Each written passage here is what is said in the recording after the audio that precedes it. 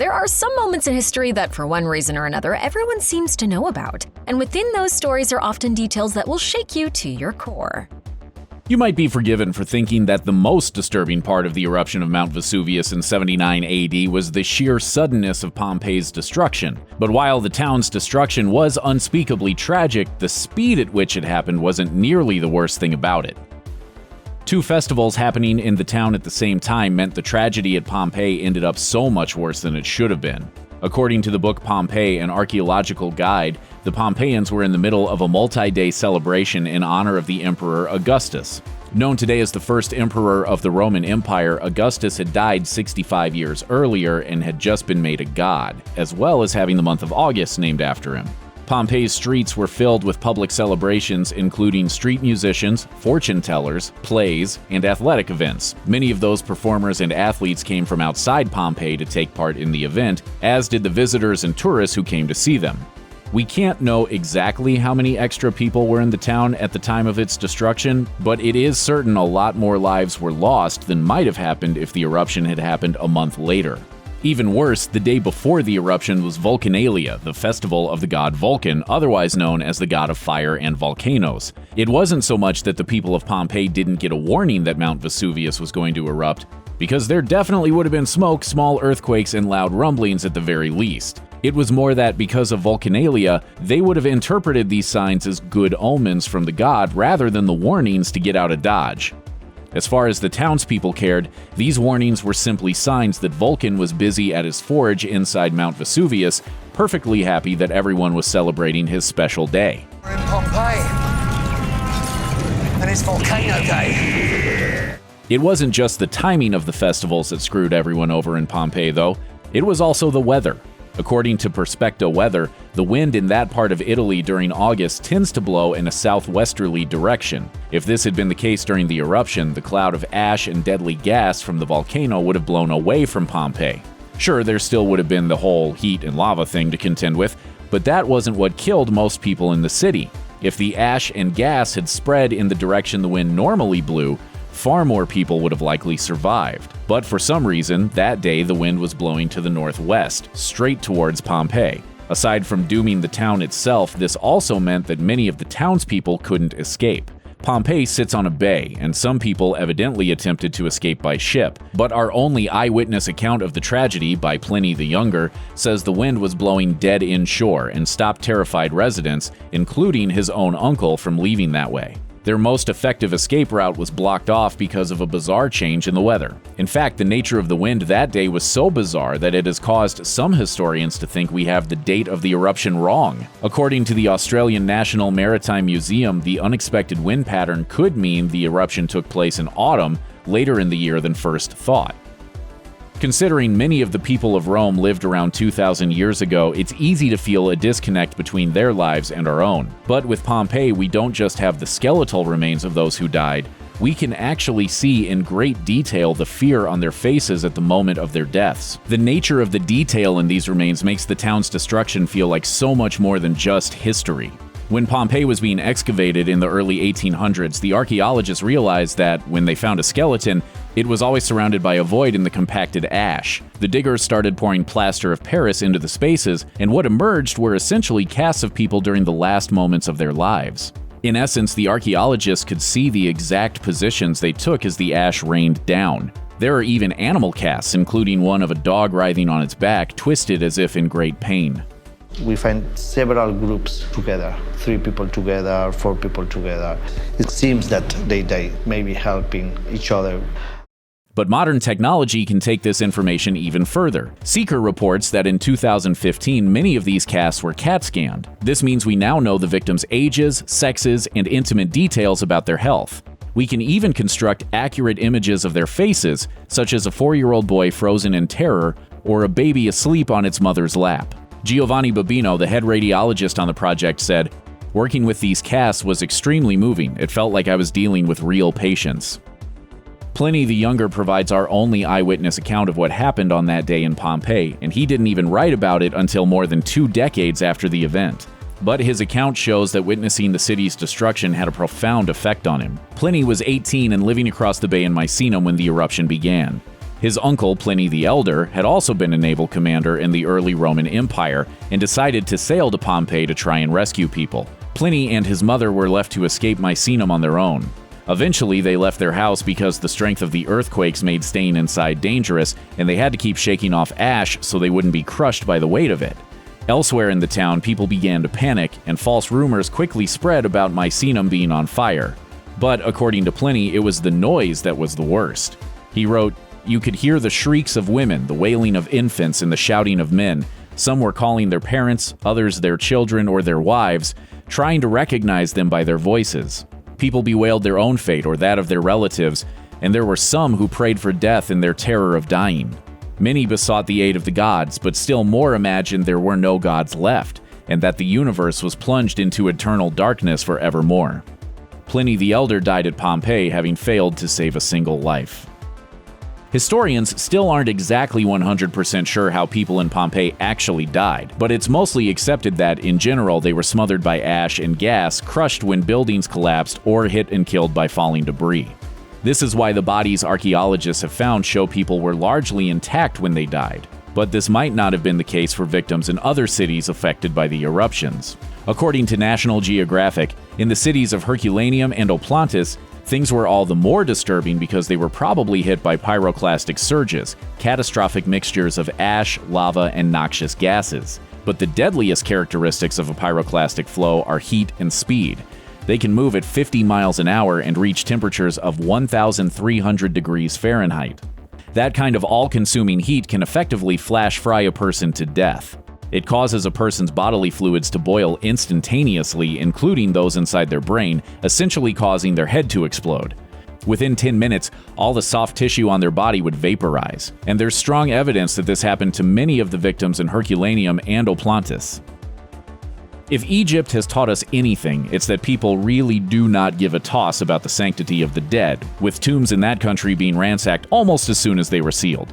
The same is true in Pompeii. Despite it being the final resting place for thousands of victims, all grave robbers tend to think about is how much shiny stuff is buried with them.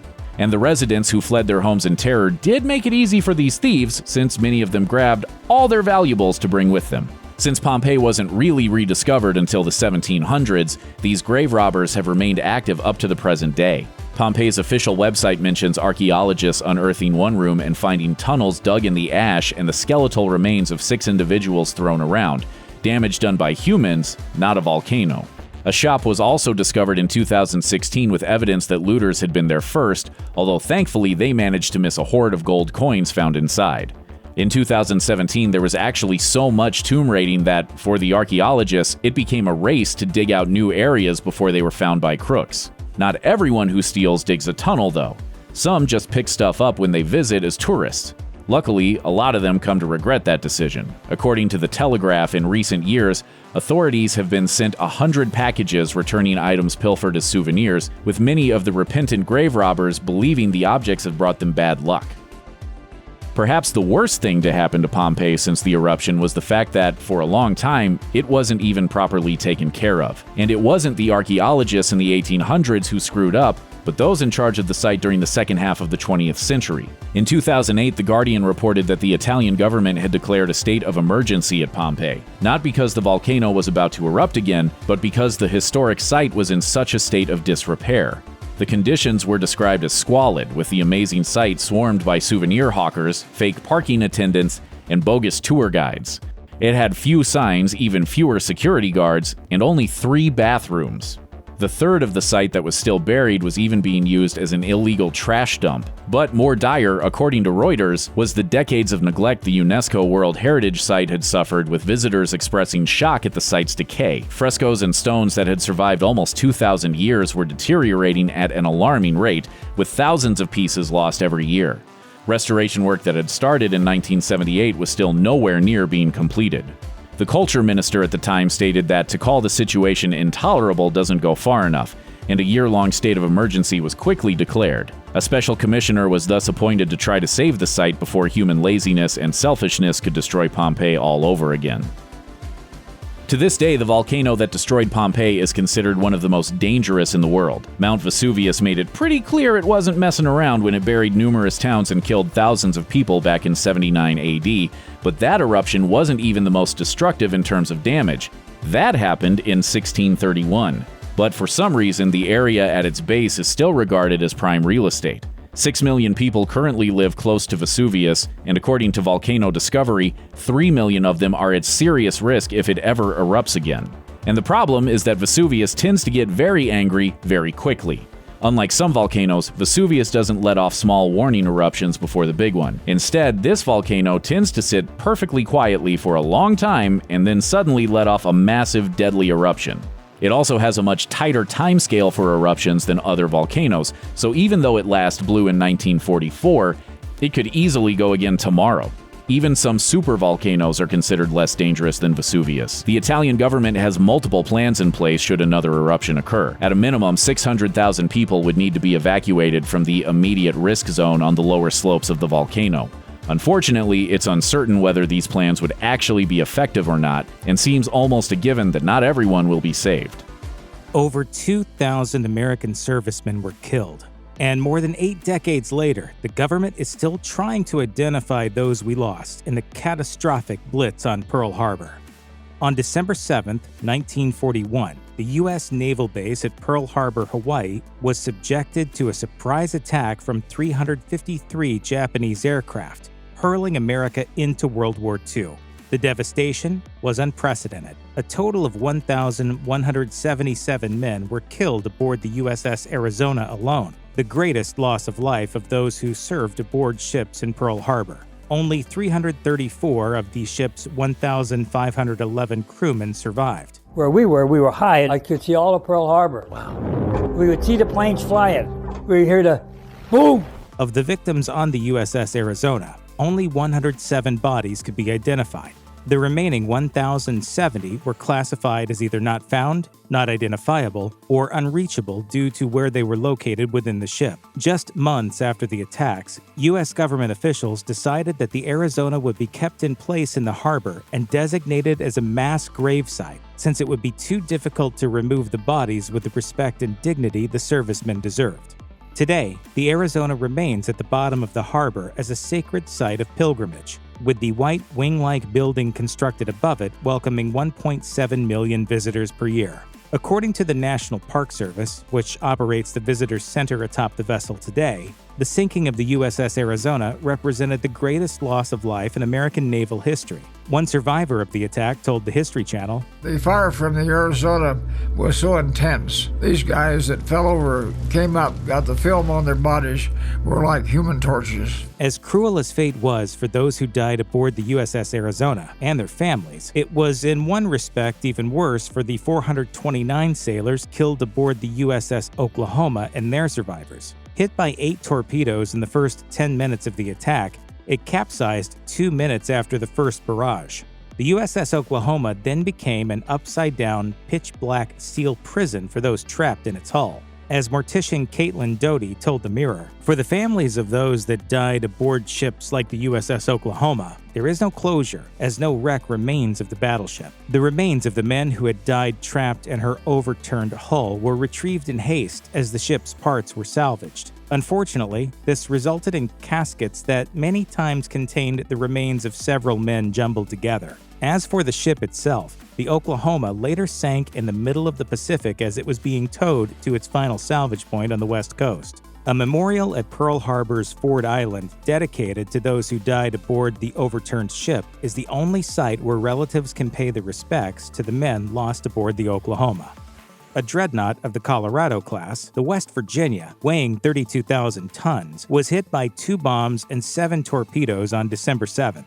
As the Naval History and Heritage Command relates in its history of Pearl Harbor, although more than 100 men were lost in the attacks, the skillful maneuverings of the mortally wounded Captain Mervyn Binion, who issued orders even as he lay dying, ensured that the ship remained upright as it sank, sparing its crew from being trapped upside down.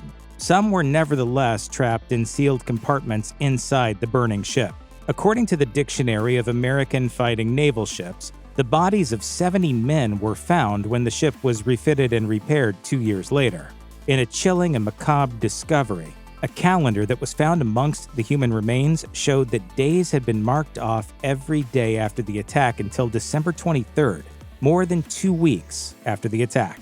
Despite the loss of so many men, there were many stories of heroism from the West Virginia. Many of the survivors were forced to dive into the oily water, which in places had caught on fire, while one ensign who was ashore at the time of the attacks swam to the ship to help save as many people as possible. Sustaining hits from both torpedoes and bombs in the attack at Pearl Harbor, the USS California nevertheless took 2 days to sink to the bottom of the harbor. But her men were valiant in their attempts to fight the attacking Japanese. No less than 4 sailors and 1 officer from the California were awarded the Medal of Honor, the most prestigious military award in the U.S. The National World War II Museum states that Ensign Herbert Jones, the most senior officer aboard when the attack occurred, saved 1 sailor from a smoke-filled compartment before being mortally wounded in another blast. He refused to be evacuated or attended to while so many other men had been killed aboard the ship.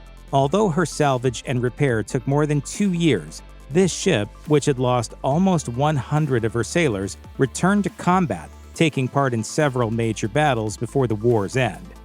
The Utah, which had been decommissioned by the time of the Pearl Harbor attack, was targeted in error by a Japanese pilot. 6 torpedoes were wasted on the ship, which would not have taken part in any battles in the Pacific anyway, and 58 men were killed, either after being trapped in the hull or when they tried to swim ashore through the burning oil atop the water. And when they hit, they did catastrophic damage to the ship. The Utah is one of 3 warships considered total losses from the attack.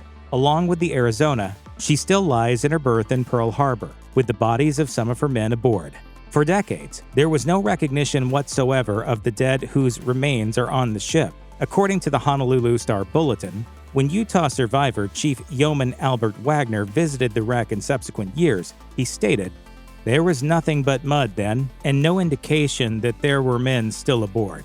Incredibly, that was the case until 1972, when a concrete pier and memorial slab were dedicated at the site.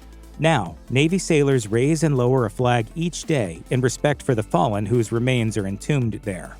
A direct hit on the USS Shaw became one of the iconic images of Pearl Harbor. The Shaw, which was the target of multiple bombings from the brutal second wave of the attack, took hits to her machine gun platform, forecastle, main decks, and the crew's mess room. Coming at 7:55 on a Sunday morning, the attacks undoubtedly killed many as they ate breakfast on board. Her forward ammunition magazines were ignited approximately 30 minutes after the attacks, resulting in an immense fireball.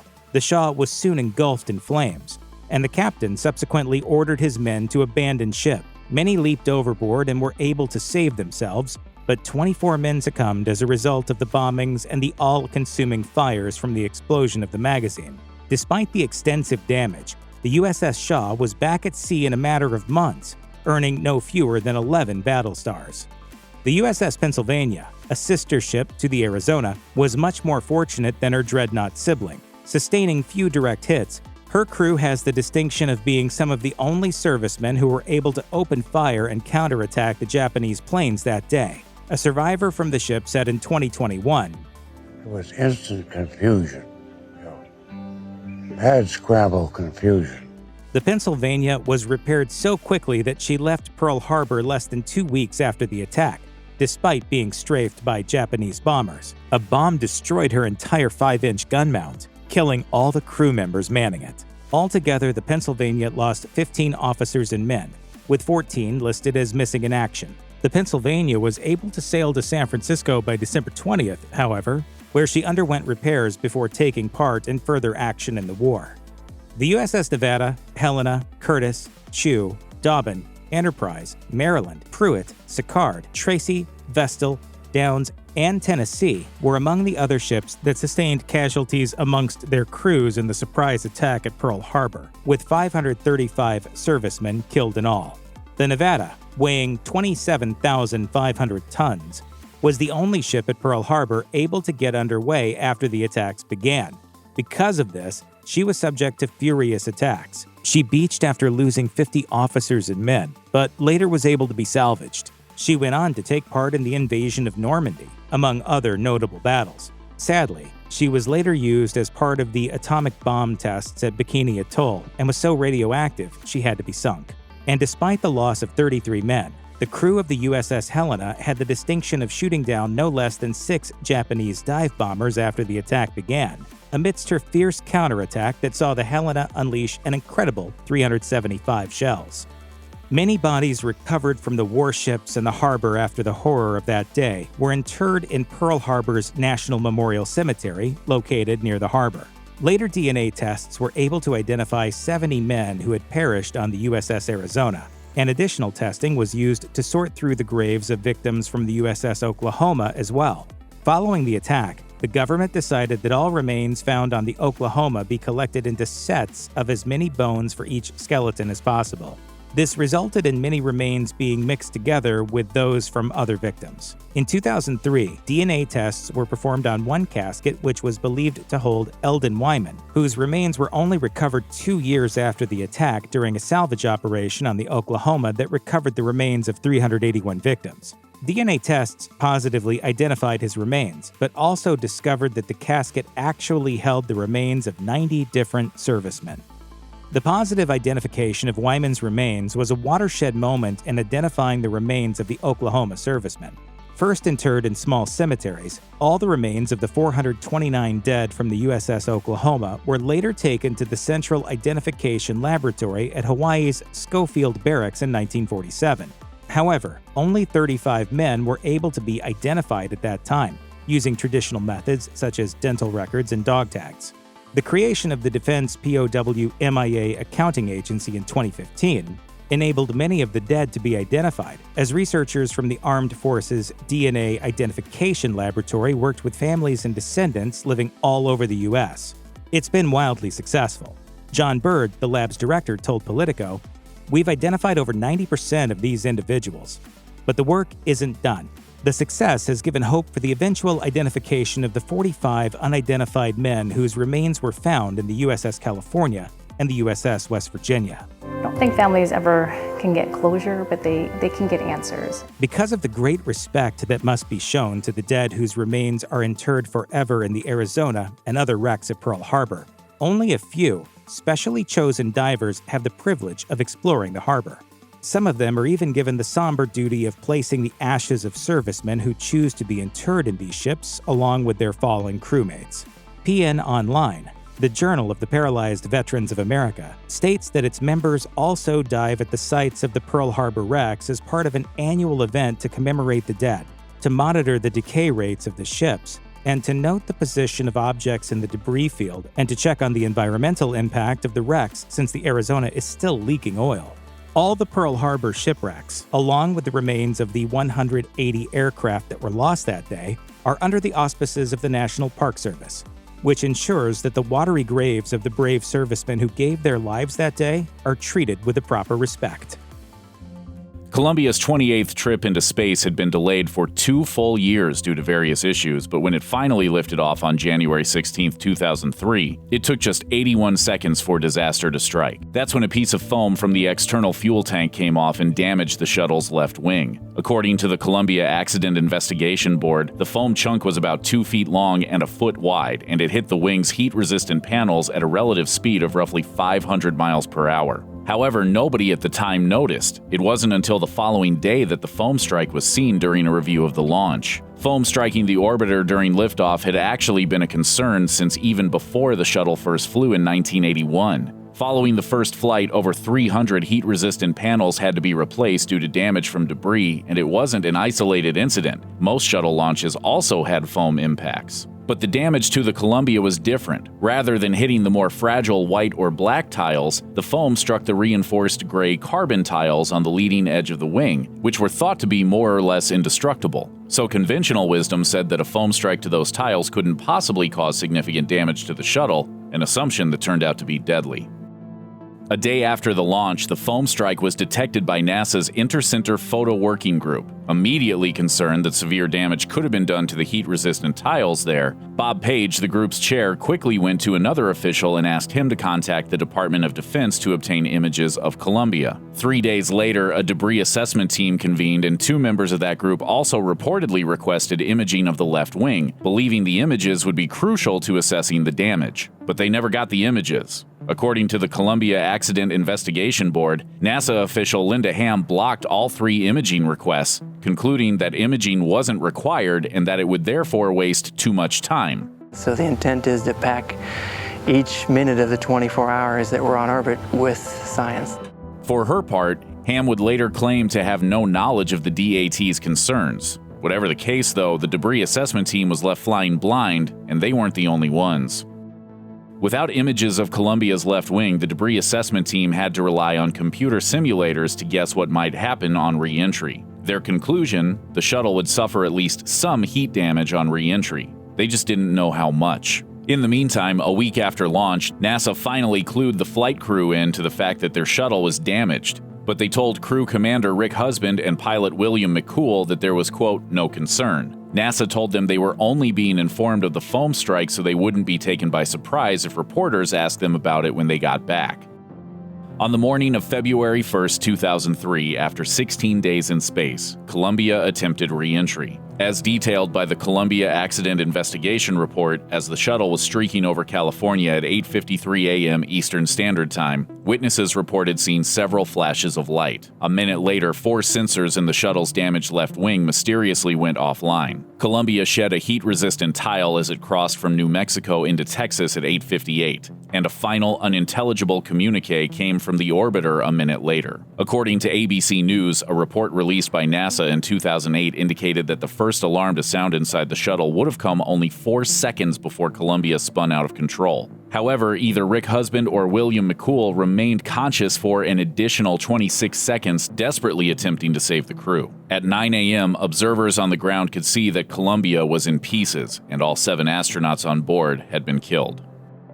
NASA immediately launched an investigation, with the government mobilizing a massive effort to collect as much of the debris from the shuttle as possible to determine exactly what happened. While some unscrupulous people tried to profit off the tragedy by selling debris, most people turned over anything they found. By March, recovery efforts were centered on East Texas, where hundreds of pieces of the Columbia had been found. And then, unthinkably, tragedy struck again. While searching for debris on the afternoon of March 27th, a helicopter carrying 5 people suffered an engine failure near the Angelina National Forest in San Augustine County, Texas. Though 3 passengers survived, pilot Jules Francis Buzz Meyer and Texas Forest Service aviation specialist Charles Crinick were killed instantly. Crinick was awarded the Star of Texas in 2004, and a monument to the Columbia crew in Hemp Hill, Texas also includes a pillar inscribed with Meyer and Crinick's names. In the aftermath of the incident, investigators inevitably asked the million-dollar question: would it have been possible to save Columbia's crew? According to the Columbia Accident Investigation Board, the answer was yes, if the damage to the left wing had been detected by either spacewalk or the requested imaging. We availed ourselves of photographic techniques which were not used because it was not assessed as being so critical. How? Well, the Space Shuttle Atlantis was already being prepared for its next launch. Originally scheduled to launch on March 1st, the launch could have been accomplished safely as early as February 10th. According to calculations, the Columbia crew had enough supplies to remain in orbit until February 15th, meaning the Atlantis could have flown a rescue mission. Once the 2 shuttles met, Columbia's crew could have spacewalked over to Atlantis for a safe return home. For the rescue scenario to have been possible, though, the damage to Columbia's left wing would have had to have been discovered by the 7th day of the mission, which it could have been if those requests for imaging hadn't been denied. Unknown deaths, bodies turned into specimens, and water being a death sentence? The bodies at Hiroshima and Nagasaki went through so much more than you think. There are a ton of numbers that are thrown out there when it comes to the death tolls of the bombings of Hiroshima and Nagasaki. An American airplane dropped 1 bomb on Hiroshima and destroyed its usefulness to the enemy. The most off-sited are between 110,000 and 210,000 for the two cities combined. Science says the Hiroshima bombing claimed between 90,000 and 120,000 lives, while Nagasaki suffered between 60,000 and 70,000 deaths. In 1946, the Manhattan Project's chief medical officer, Colonel Stafford Warren, testified before Congress and explained that population records were iffy. No one knew who had died or simply fled in the chaos. He summed up his investigation like this: "I am embarrassed by the fact that we could not come back with any definitive figures that I would be able to say were more than a guess." In her book, Suffering Made Real: American Science and the Survivors at Hiroshima, the University of Pennsylvania sociologist Susan Lindy writes that when it came time to count how many had died, many were simply gone. Scores of people who were at the epicenter of the blast had been instantly turned to dust and ash and scattered on the wind. Others had headed to the rivers to try to stop the burning and the pain, and when they died there, their remains were carried out to sea. When Colonel Warren gave his statement to Congress in 1946, he said that there was only one concrete-ish number that he could attest to after months of study. Nagasaki's official records listed 40,000 bodies that had been cremated. Warren suggested that another 20,000 to 30,000 bodies had been unrecovered for various reasons, with many cremated by the uncontrolled raging fires that swept through the city in the aftermath of the blast. Others were permanently buried by debris and destruction. Masako Wada was still a toddler when the bomb was dropped on Nagasaki and recalled that beside their home was a vacant lot used for mass cremations. In an article published by the Union of Concerned Scientists, she recalled, "The corpses were cremated day and night. My mother became desensitized to the smell and the sheer number of people in front of her eyes. She said that everybody became numb to what was happening. What is human dignity?" Should human beings be treated like that? We are not created to be burned like garbage. Bones and ash littered cremation sites for weeks after the burning stopped. There were those who died instantly, and there were also those who languished in brief agony. These included actress Midori Naka, the first person to have her cause of death officially listed as radiation poisoning. Naka, who was rescued from the remains of a destroyed building, survived the initial blast on August 6th. By August 16th, she was in the hospital with open sores, hair loss, and a rapidly dropping white blood count. On August 24th, she was dead. Naka became the first of many radiation victims autopsied by the Japanese government in an attempt to learn more about radiation sickness and hopefully treat survivors. But here's where it gets worse. American medical professionals showed up at the end of September, and although the two nations initially worked together, all the material became mixed up. Body parts and glass jars of wet specimens were collected and sent back to the US. But names were changed to case numbers, organs were sliced and studied, identities disappeared when shipments were mislabeled and shuffled. By the early 1950s, no one could tell if the specimens had come from the same person. The American Atomic Bomb Casualty Commission, set up to study survivors, continued to collect body parts for years. We were used as a guinea pig twice, first as a target, second as an object of medical research. The American Atomic Bomb Casualty Commission were viewed as body snatchers, with one man, Association of Atomic Victims founder Kiyoshi Kakawa, calling the organization a corpse production facility.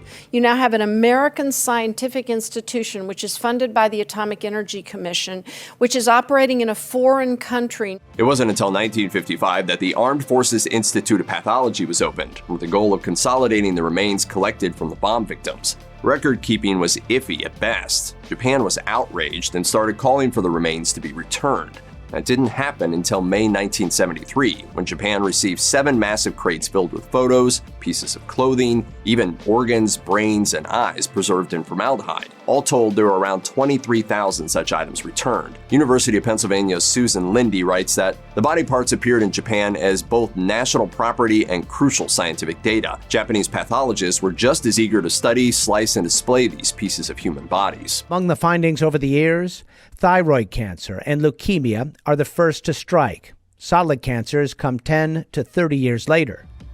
In 1946, an unnamed man appealed to the mayor of Hiroshima asking for the construction of a space that would be used to honor those who died in the bombing. This became the Atomic Bomb Memorial Mound, a 16-ton dome of earth topped by a small pagoda. It stands on the site of a former Buddhist temple that served as a makeshift crematorium in the aftermath of the bombs. Today, the ashes of 70,000 people rest within the mound's underground vault, along with the remains of many who were discovered in the months of cleanup that followed. That includes the remains of 12 American soldiers who had been shot down over Japan, taken to Hiroshima for questioning, and were being held there when the bomb dropped. Where the bomb fell is a peace park.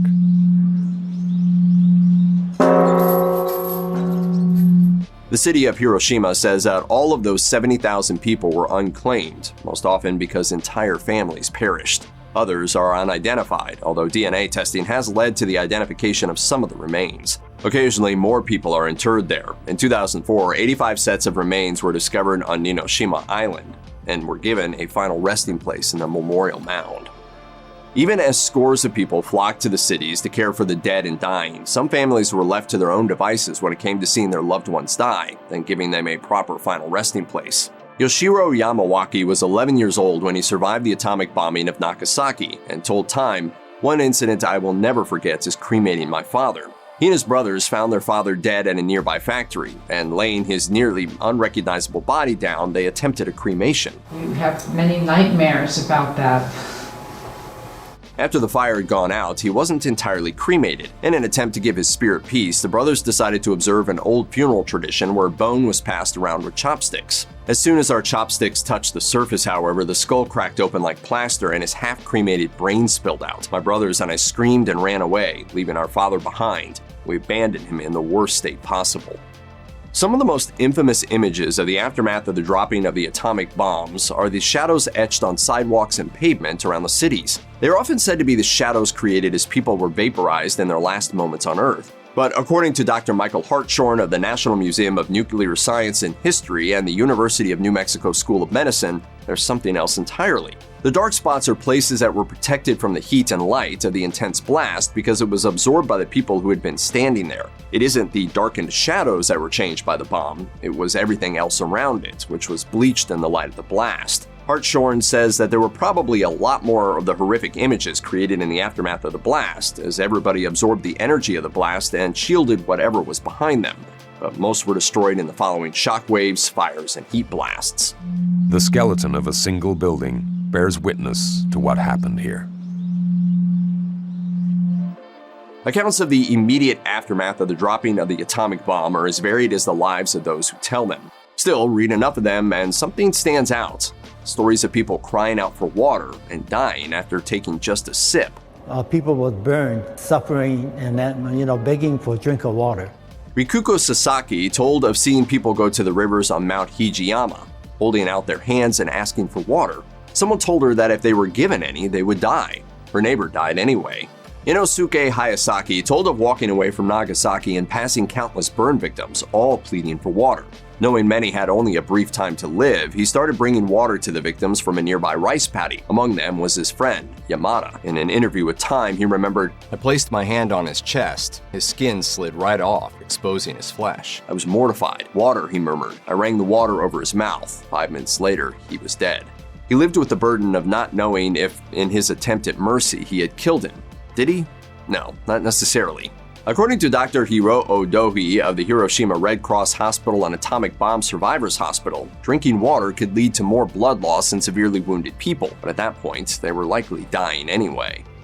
In 1946, the Manhattan Engineer District compiled a report of all that was known about the aftermath of the atomic bomb. They determined that in the case of immediate deaths, only about 7% were caused by radiation. In fact, casualties from radiation were restricted to the immediate blast radius, while severe burns caused mass casualties as far away from the epicenter as 2.6 miles. The report found that there was a shocking 93% mortality rate for those who were within 1,000 feet of the epicenter of the bomb, and that didn't drop below 50% until they started looking at casualties around 5,000 feet. They also estimated that 60% of the deaths from Hiroshima were caused by burns, with 30% caused by falling debris. At Nagasaki, however, that jumped to a whopping 95% of deaths caused by burns. They clarified further that there were two different kinds of burns, flash burns and flame burns. Flame burns were caused by fire. Flash burns were much more devious, starting as reddened skin and worsening over the next few hours. The exposure of a flash burn is a few thousandths of a second, and although any kind of shielding would prevent them, even some kinds of clothing, these were the burns that charred telephone poles, destroyed granite surfaces, and boiled roof tiles. Various organizations have tracked the health of survivors since the atomic bombs were dropped, and their findings have been dismal. Science reports high instances of illnesses like cancer and leukemia, with survivors suffering from a myriad of other issues like anemia, tumors, thyroid issues, and miscarriages, along with struggles like survivor's guilt. While those are generally well known, there are less frequent but no less heartbreaking conditions that some survivors and their families have faced. Yasujiro Tanaka told Time that not only did he lose most of his hearing, but his skin continues to grow random scabs. His sister's kidney issues make dialysis a thrice-weekly process, and about 10 years after the bombing, glass began growing out of his mother's skin where it had been embedded by the blast. Fujio Torakoshi lives with a thick scar called a keloid on his neck, and he's not alone. Some survivors have developed so much scar tissue that they struggle to perform basic tasks. A study published in the journal Epidemiology and Psychiatric Sciences looked at suicide risk among survivors and determined that mental health care was as important as physical care. Sachiko Matsuo's father died horribly in the aftermath of the bomb, and it was 50 years before he appeared to her in her dreams. She told Time that he's wearing a kimono and smiling ever so slightly. Although we did not exchange words, I knew at that moment that he was safe in heaven. The siege at David Koresh's Branch Davidian compound in Waco, Texas lasted for 51 days and showed the world just how badly the FBI could mess something up. Every leader has to rise to power, but before David Koresh rose to become the leader of the Branch Davidians, it was George Roden who ruled the cult. According to the New York Times, Koresh wasn't especially fond of Roden, who he saw as squatting on his property, so he got a bunch of friends together and they invaded the sect commando style, dressed in camouflage military uniforms and carrying military-style weapons. There was a gun battle, Roden was shot in the hand, and Koresh was able to seize control of the cult. So how exactly does something like that happen without consequences? Well, there was a trial, but none of the 8 attackers was convicted of a crime. David Koresh claimed he'd been aiming at a tree, not at Roden, and the jury believed him, or at least enough of the jury to result in a deadlock. In fact, the jury believed Koresh so much that a few of them actually hugged him at the end of the trial. Now that's charisma. I've never seen that happen before. And even though authorities found enough guns on the compound to, quote, hold off the entire sheriff's department, no one was convicted of a felony, so Koresh and his cronies got to keep their guns. So why didn't the assistant district attorney decide to try David Koresh a second time?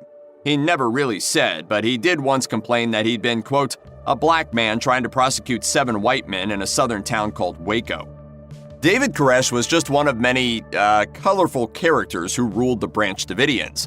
First, there was Victor Hatif, who established the Waco Group in 1935. Then there was his wife Florence, who predicted that April 22, 1959 would mark the dawn of a new messianic age. When that doomsday didn't happen, the movement split into several factions, one of which was led by a man named Ben Roden. Ben was smart enough to tell everyone that Christ's return would depend on all of them being morally mature, which pretty much absolved him of the responsibility for being right about dates. When Ben Roden died, his wife Lois took over. When Lois died, her son George took over. In 1993, the Washington Post reported that one of the factors leading to the standoff between George Roden and David Koresh was the question of which one of them was able to successfully raise a 20-year-old corpse from the dead. Spoiler alert, neither one of them could. Even before that, George had been a less than upstanding citizen. He was sentenced to 6 months for asking God, in a legal motion, to inflict AIDS and herpes on judges. 2 years after the gunfight with David, George murdered one of his supporters with an axe, evidently because the man was yet another rival claiming to be the true Messiah. Cult leaders have all sorts of sordid techniques they use to control their subjects and brainwash them into doing crazy things. David Koresh, too, subjected his followers to some messed up stuff, like 19-hour-long sermons. He also verbally abused his followers, and his sermons could be terrifying. Grace Adams, who joined the cult in 1990 after traveling all the way from New Zealand, told CBS News that she watched him preach while wielding a boat paddle, which he would strike against the stage. Koresh often separated parents from their children, which is a special kind of torture. He wanted the kids to put him first, so he'd remove children from the care of their mothers if he felt the mother-child bond was too strong. David Koresh also told his followers that the world outside the compound was full of bad people. When he thought they were misbehaving, the punishment was severe. Grace Adams says she was locked in a 10 by 8 foot room for 4 months and fed from a bowl on the floor. Koresh finally let her go, but only when he discovered that her visa had expired. Can't have immigration knocking on the compound door. Eventually, most cult leaders decide that polygamy is cool, but only for them, because that just goes along with the whole being worshipped by other human beings thing they're doing.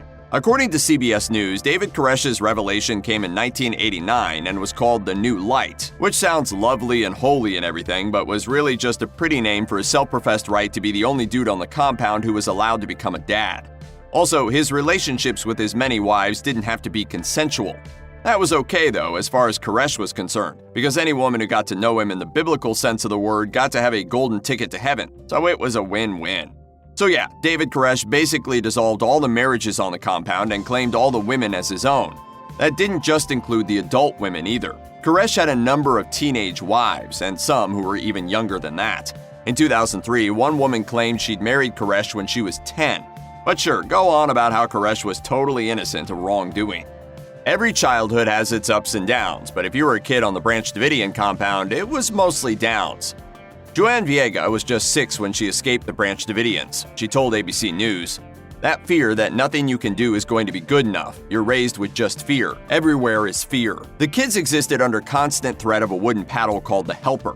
To prepare for the battle at the end of the world, they were often made to fight each other. The boys would get up at 5:30 a.m. for gym, which was really just military training. In the early days of the siege, David Koresh allowed a few of the children to leave the compound. Not his own, though, because they were supposedly the sons and daughters of the Messiah. Most of the kids who were released spoke about their parents as if they were already dead, and they seemed almost cool with it.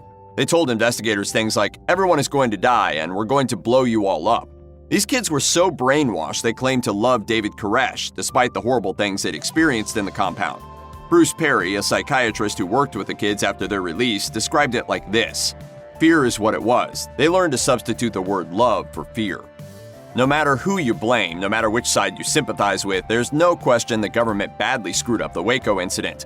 There are a lot of reasons why, but one of the biggest is because there were 2 teams working to end the crisis, the FBI and the Hostage Rescue Team, or HRT, and they did not agree on the best way to do things. Now, disagreeing on the best way to do things is fine if you're sitting around a table in a boardroom discussing the latest television commercial for your dumb product. But when people's lives are at stake, those kinds of major disagreements can have tragic consequences. According to PBS, the FBI favored a chill approach. Tread lightly, be patient, spend lots of time talking to people in the compound. The HRT disagreed. Bringing these tanks and stuff around here, I tell you what, no one's gonna hurt me or my family. So while the FBI was engaged in careful negotiation, the HRT was blasting loud music into the compound and crushing Branch Davidian vehicles. Which means negotiations came down to a battle of philosophies. Hey, if you come out, we'll treat you well, versus, hey, if you don't come out, we're going to drive you nuts with loud music and destroy all your stuff. With those kinds of mixed messages, it's not shocking that the Davidians were confused and desperate and not really willing to negotiate with either team. I mean, these HRT guys, what makes grown men act like that?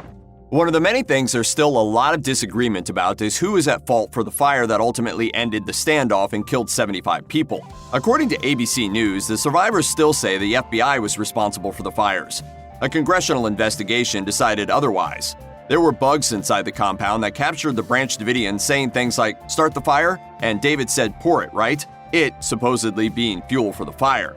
So that does kind of seem like a smoking gun.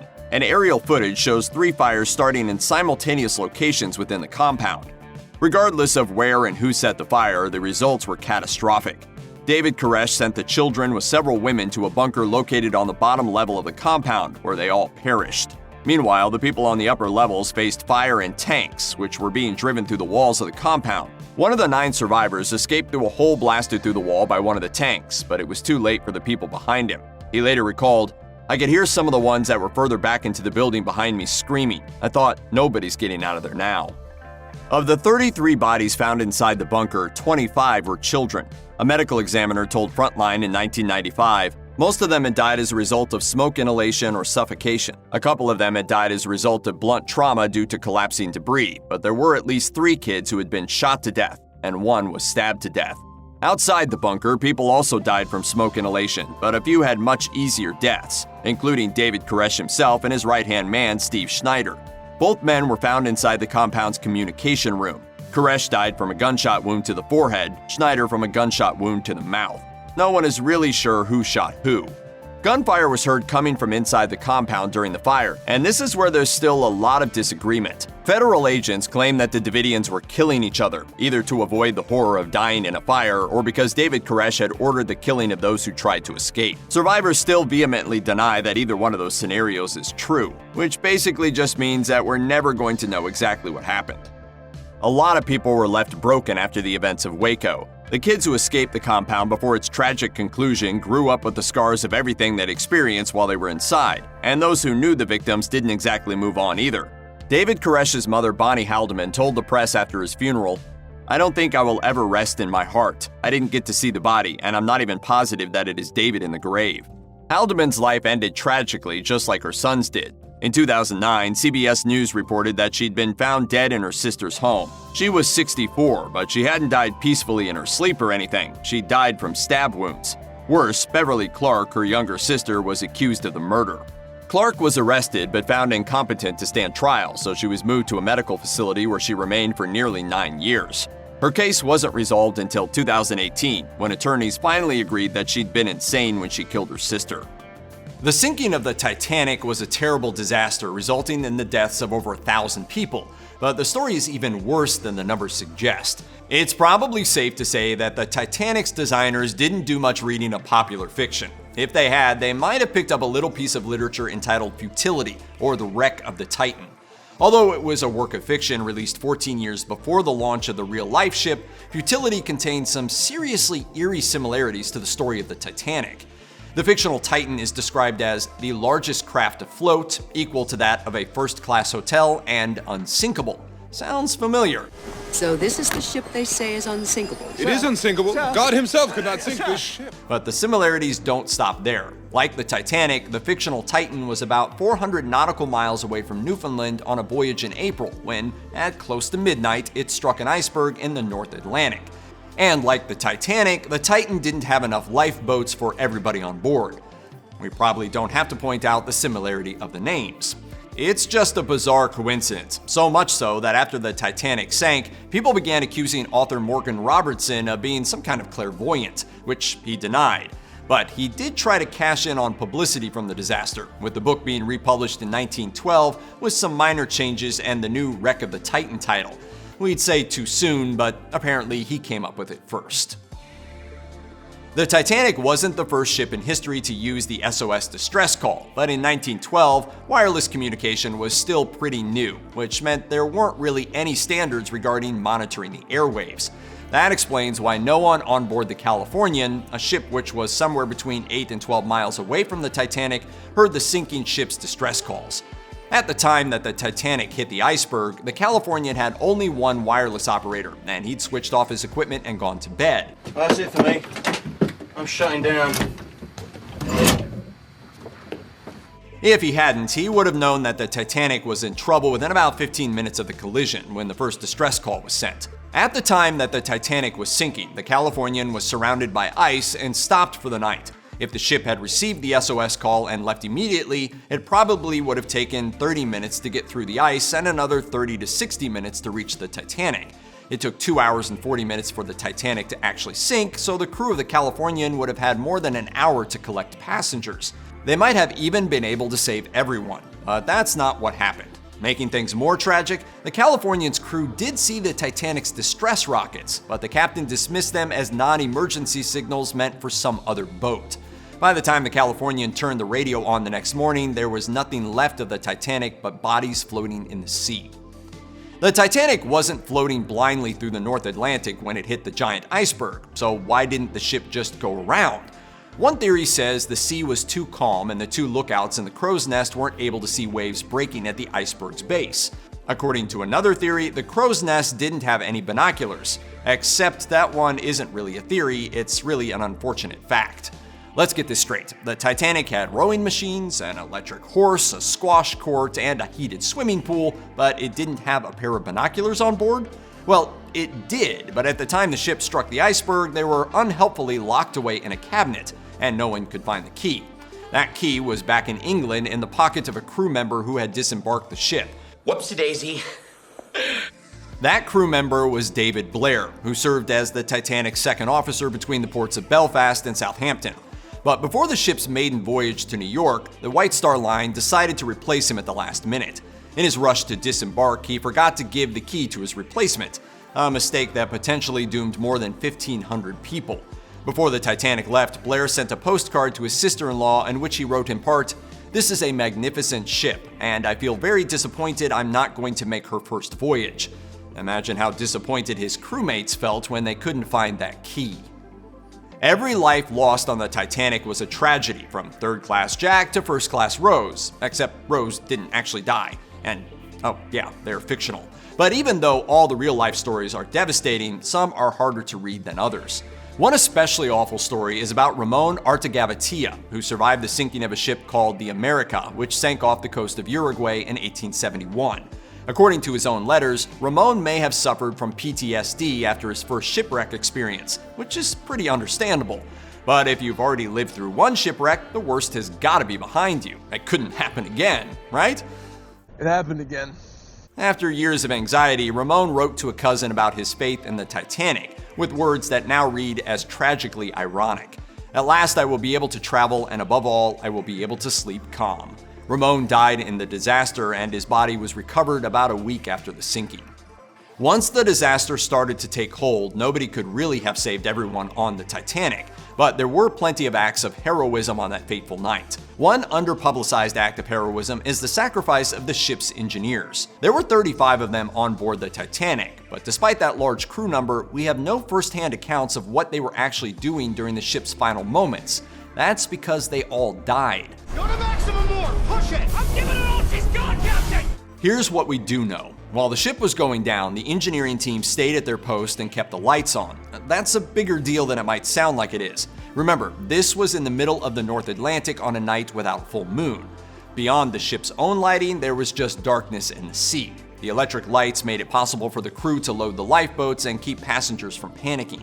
Power also made it possible for the radio operators to continue transmitting distress signals. Even though their efforts didn't save the ship, their sacrifice doubtlessly helped save many lives. It's hard to believe that one meager iceberg could take down the biggest thing in the ocean with just a glancing blow. And until the wreckage of the ship was discovered in 1985, people could only speculate about the exact nature of the Titanic's vulnerability. For a while, researchers wondered if the Titanic might have been built out of low-quality steel, but that theory was disproven when large pieces of the ship were recovered and tested. Sonar mapping of the side that struck the iceberg revealed only 6 thin tears in the hull, which would have left roughly 12 square feet open to the sea. That by itself wouldn't have been enough to sink a ship like the Titanic, which had 16 watertight compartments. So what happened? In 1998, an analysis was conducted on the rivets of the ship's wreckage, which found that the wrought iron contained 3 times as much slag as modern standards allow for. That's very interesting, but what is slag? Tell me, you slag! In case you're not a blacksmith, shipbuilder, or rivet maker, slag is the glass-like residue left behind by metal ore after the smelting process. According to the theory, all that extra slag used in the rivets made them brittle in cold temperatures, so the iceberg just sheared off the heads as it scraped along the side of the ship. When that happened, the rivets came loose, the hull plate separated, and water came rushing in. So basically, the Titanic shipbuilders seem to have cut some crucial corners leading to dire consequences. This can happen when you rush things. When it comes to most projects, you can do something fast or you can do it right. The builders behind the Titanic apparently chose the fast option, and it shows. 4 days after the disaster, the Boston Globe declared all drowned but 868. But there are 2 inaccurate things about that headline. The first problem is the number of survivors, which was actually closer to about 700. The second was the manner of death. While the sinking of the Titanic claimed many victims, not everyone who lost their lives in the disaster died by drowning. The Titanic didn't really have that many drowning victims, at least not as many as you would think. Those who remained in the ship probably drowned as the Titanic sank and the ship's breathable air was displaced, but those who jumped into the water were mostly wearing life preservers, making them much less likely to drown. There's also the fact that the survivors who were safely in the lifeboats later reported hearing the awful din kicked up by those in the water, suggesting that most of the people floating around the boats weren't drowning. Drowning is a thing that happens silently. People who are in the middle of it typically can't call out for help. What really worked to kill so many people was freezing. The seawater in the North Atlantic was only 28 degrees Fahrenheit on the night of the Titanic sinking, which is 4 degrees below the freezing temperature of fresh water. That's more than cold enough to damage the human body. It's possible that as people lost consciousness from the cold temperature, they inhaled water, which hastened their deaths. But that's not drowning as we understand it. It's drowning as a side effect of being incapacitated by hypothermia. If the ship crashed in the Caribbean in some 80-degree water, lots more people may have made it back to shore alive.